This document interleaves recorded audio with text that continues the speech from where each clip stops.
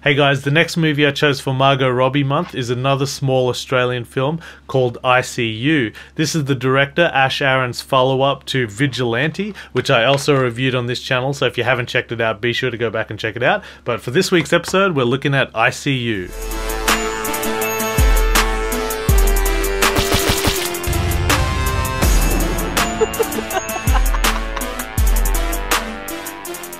A father whose marriage is in trouble takes his two kids and one of their friends to a holiday apartment in the Gold Coast. Unfortunately, he is called back to important work as a detective and the teenage kids are left in the apartment. They pass time by staring into the neighbouring apartment windows. It's all seedy voyeurism until they witness what could possibly be a murder.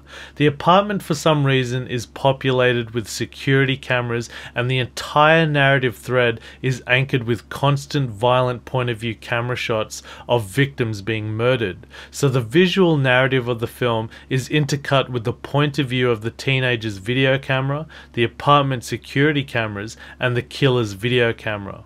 This movie was made in Gold Coast, Australia for just over $1 million and was directed by Ash Aaron. This is the director's follow-up film to the brilliant Vigilante, and unfortunately I think I.C.U. is a real big disappointment. The biggest issue with Vigilante was the sound quality. There were a lot of key scenes where you just couldn't hear the actors. Something about the sound mixing or the sound recording was just really awful. In I.C.U. we have really crisp professional sound, but it sounded like all the actors were dubbed over, and I think a lot of them really struggled with their performance, especially Matt Flanagan, like the father cop of the family. I think he really struggled the most in this movie with the dubbing.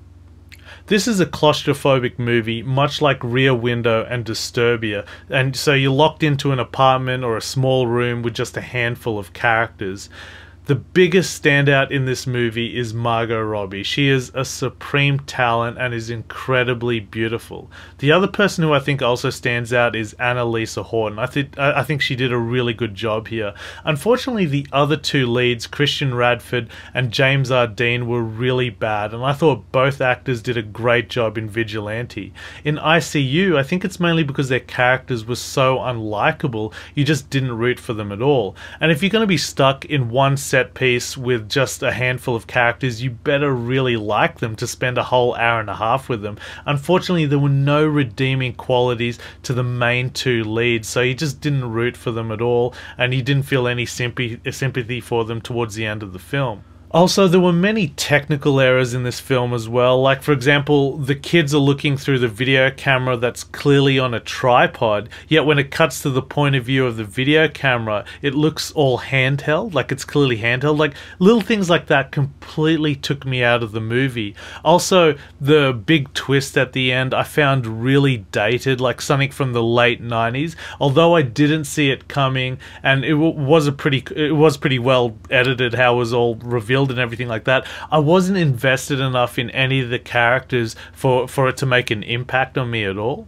The whole movie is interwoven with handheld camera footage of the killer and security camera footage as well. It looks cool, but I think it was just way too overused, and at times I felt like it was just there to pad out the time to get to that hour and a half length. The movie kind of reminds me of Rear Window and American Psycho. Now look, if you're a real big Margot Robbie fan, then definitely check this film out because the movie does exploit her beauty really well. But otherwise, I think I.C.U. is a real big disappointment, especially coming from the team who brought us Vigilante. Thanks for watching. If you like what you see, please hit the subscribe button. Like us on Facebook and follow us on Twitter. Check out our podcast at www.podmeyifyoucan.com.